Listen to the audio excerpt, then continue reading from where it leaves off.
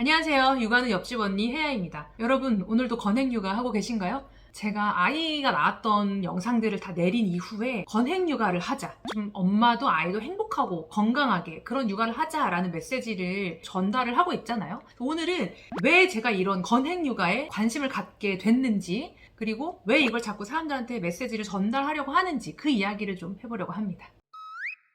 저도 아이를 처음 낳고 모두가 그렇듯이 육아 공부를 되게 열심히 했어요. 책도 많이 읽고 또 막 육아 프로그램 매주 찾아보고 전문가 선생님들 유튜브 채널 이런 거 구독해서 막 챙겨보고 그랬어요. 근데 하루는 뭔가 되게 답답한 거예요. 너무 힘들어. 뭔가 되게 지치고 뭔가 이게 뭔가 잘못 가고 있는 것 같은 느낌? 근데 아이는 문제가 없어. 너무 잘 크고 있고 우리 부부 사이도 문제가 없고 우리 환경, 나를 둘러싸니 모든 것들이 문제가 없어. 그러니까 밖에서 봤을 때는 제가 너무 멀쩡하게 잘 살고 있는데 나는 나 혼자 마음이 너무 답답한 느낌? 그게 너무 강했어요. 이거 좀 문제가 있다 생각이 들어서 그때 제가 깊은 생각 끝에 내가 왜 이렇게 지금 마음이 답답하고 스트레스를 받고 있는지 두 가지 요인을 찾았습니다. 일단 첫 번째는 너무 과한 육아 정보에 휩싸여 있었다. 정보가 단순히 많다 해서 문제가 아니라 그 정보를 내가 거르지 않고 다 받아들이고 있었다가 문제예요. 육아 정보 이런 것도 내가 잘 활용할 수 있어야지 좋은 정보지, 이게 나한테 좋은 정보인지 아닌지 모르고 똥인지 된장인지도 모르고 다 좋겠거니 중요하겠거니 생각해서 다 받아들이기 시작하면 탈이 난단 말이에요. 제가 딱 그 상태였던 거예요. 예를 들면 우리가 운동을 시작할 때도 운동을 하려는 목적이 있어요. 내가 바디 프로필을 찍겠다, 아니면 난 좀 유연성을 기르겠다, 체력을 좀 키우겠다. 그럼 내가 생각한 그 운동 목표, 목적에 따라서 운동 방법이 달라지잖아요. 육아도 사실 똑같은 거예요. 육아라는 큰 틀에서 보면 다 똑같은 것처럼 보이지만 그 안에 보면 너무 할 게 많고 챙겨야 될 게 너무 많은데 좀 나한테 중요한 거를 조금 리스트업을 해야 되고 어떤 육아의 방향성과 목적을 설정을 해놔야 그 수많은 육아 정보들 속에서 나한테 필요한 거를 내가 좀 찾아서 적절하게 활용을 할 수가 있는데, 그런 거 없이 다 중요하다고 생각해서 나한테 보여지는 모든 정보를 다 흡수를 하려고 하다 보니까 너무 힘든 거예요. 두 번째 스트레스 요인은 내가 나를 너무 모른다에서 오는 스트레스였어요. 아까 이제 운동을 예로 들었으니까 똑같은 바디 프로필을 찍겠다라는 목표를 가지고 두 사람이 운동을 시작하는데, 한 명은 운동을 꾸준히 하던 사람, 한 명은 운동을 거의 안 해본 사람이에요. 아무리 같은 운동 목적이 있어도 둘의 상태가 다르잖아요. 그러니까 똑같은 강도로 똑같은 운동을 할 수는 없단 말이에요. 만약에 이 운동을 꾸준히 해오던 사람의 운동 루틴을 처음 운동하는 사람이 따라가려고 하다 보면 분명히 탈이 나겠죠? 그걸 육아로 거꾸로 생각을 해보면 똑같은 거예요. 아무리 우리가 똑같은 육아 목표, 좀 비슷한 육아 목표를 가지고 있어서 이런 거에는 이런 육아 방법이 좀 좋더라 하는 걸 봐서 내가 그거를 갖다가 쓰려고 해도 저 사람이 그걸로 어떤 좋은 효과를 봤다, 나한테 도움이 됐다라고 해도 나한텐 도움이 안 될 수가 있다는 거예요. 그 사람과 내 사람의 상태가 다르고 다른 사람이고 처한 환경이 다르기 때문에. 근데 우리가 그걸 생각을 못하고 사람들이 좋다고 하는 육아 방법들을 따라서 하다가 이게 왜 안 되지? 나는 왜 이게 잘 안 되지? 나는 육아를 잘 못하나 봐. 이런 결론을 나게 제가 그랬어요. 이게 뭐 잠깐 단기로 할 거면 그렇게 해서 상관이 없는데 육아가 워낙 장기전이고, 그리고 내가 요 문제를 해결했다고 해서 끝나는 게 아니라 또 새로운 문제, 새로운 미션이 계속 생겨나는 게 육아잖아요. 그런데 그때마다 내가 육아 정보들 다 찾아서 다 공부해서 그렇게 할 수가 없는 거예요. 이게 내가 지금 힘든 이유가 있구나. 그 이후부터는 좀 이렇게 좀 바꿔봤습니다. 일단 정보를 차단하기 시작했어요. 정보 자체가 나쁜 건 아니에요. 내가 활용만 잘할 수 있다면 너무너무 좋은데 당시 제 상태가 나한테 좋은 도움이 되는 정보를 거를 수 있는 그런 상태가 아니었던 거예요. 그런 안목도 없었고 그런 어떤 기준도 없었고, 그런 기준을 먼저 세우는 게 먼저다라는 생각이 들어서 정보를 보는 그 자체가 너무 스트레스를 받으니까, 이거를 좀 내면이 단단한 사람들은 아무리 정보가 많이 노출이 돼도 나한테 도움이 되지 않는다라고 판단이 들면 그냥 넘길 줄도 알고, 나와 다른 사람의 의견도 그냥 저 사람 그렇게 생각하는구나 이렇게 넘길 줄을 아는데, 당시 저는 그렇게 단단한 내면이 아니었다 보니까 이것도 안 하면 큰일 나고 저것도 안 하면 큰일 나고 막 저 사람 이런 것도 하고 저런 것도 하고 막 이런 거에 제가 너무 휩쓸려 있던 거예요. 그래서 일단 정보를 차단을 했습니다. 그래서 제가 챙겨보던 육아 프로그램도 안 보기 시작했고, 그 육아 프로그램도 볼 때 나한테 필요한 부분만 이렇게 내가 뽑아서 보면 되는데 처음부터 까지 그걸 다 보면서 막 괜히 이렇게 또 사실 보다 보면 좀 힘든 부분이 있어요. 너무 나까지 감정 소모가 되고 막 에너지 소모가 되는 경우가 있더라고요. 그런 사연들을 보다 보면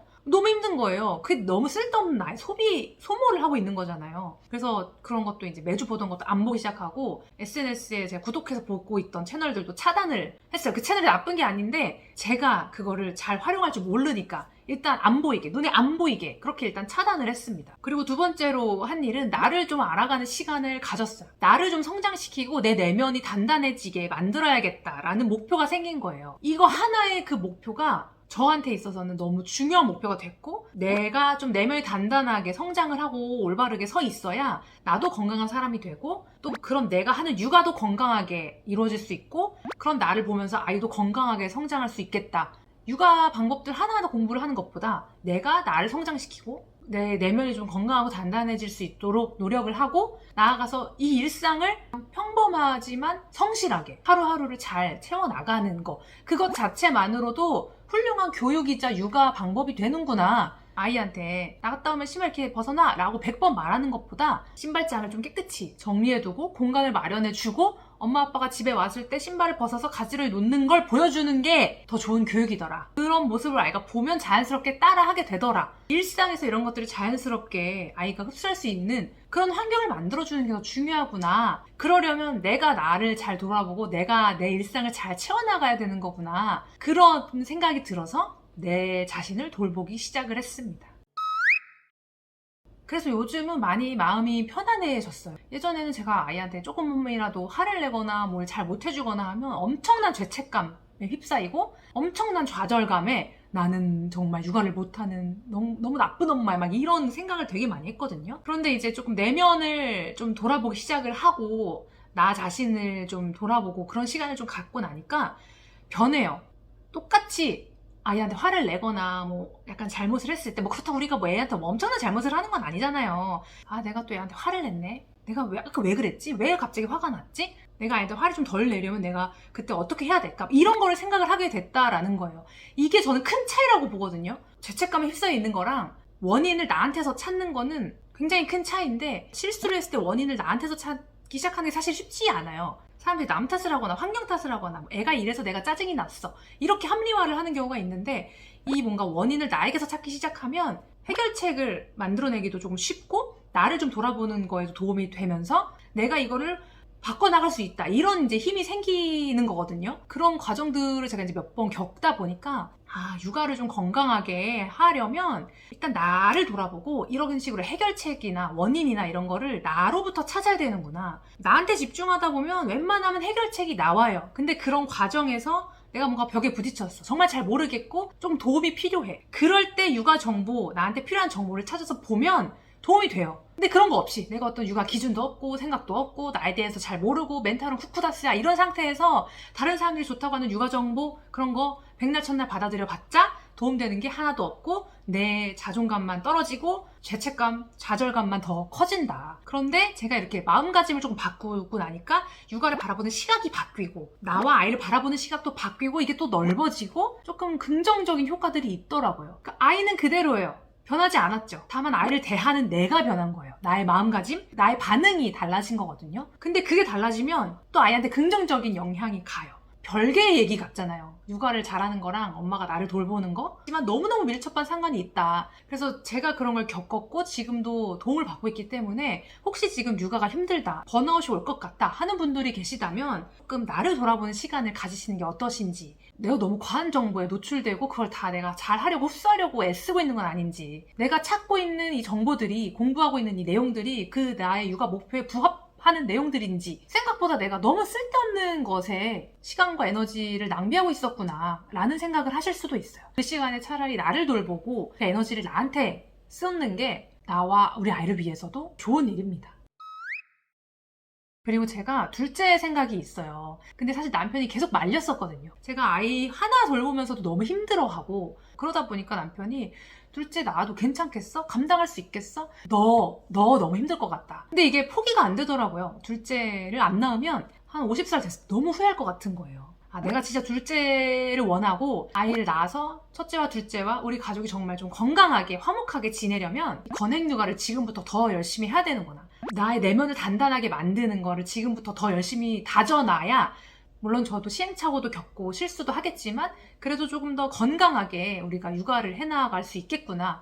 육아를 한다라는 것에 너무 비장하지 않았으면 좋겠고 엄마도 충분히 즐겁게 육아를 할 수 있다라는 걸 많이 알았으면 좋겠고 너무 또 요즘 세상이 육아, 임신, 출산, 육아에 대해서 너무 부정적인 그런 시각들이 너무 많은 게 좀 문제라고 생각해요. 저는 그것도 사실 출산율이 낮은 원인 중에 하나라고 생각을 하거든요. 너무 힘든 모습들만 부각이 되고 안 좋은 거, 내가 아이를 낳음으로써 내가 포기해야 되고 희생해야 되고 스트레스 받고 막 이런 것들만 너무 자꾸 부각이 되는 것 같더라고요. 결혼을 하고 아이를 낳고도 물론 내가 내려놔야 되는 건 당연히 있지만 그럼에도 불구하고 이 가정을 꾸려서 행복하고 즐겁게 사는 사람들도 많아요. 근데 다만 그런 사람들은 드러내지 않을 뿐이에요. 저는 이런 사회적인 시선과 분위기도 문제가 있다 이런 생각을 해요. 이렇게 제가 엄마도 즐겁게 육아를 한다, 할 수 있다, 이런 방법도 있다, 이런 것들을 공유하고 싶고 메시지를 전달하고 싶고 이걸 보시는 여러분들도 같이 엄마도 즐겁게 육아하는 것에 동참을 하시고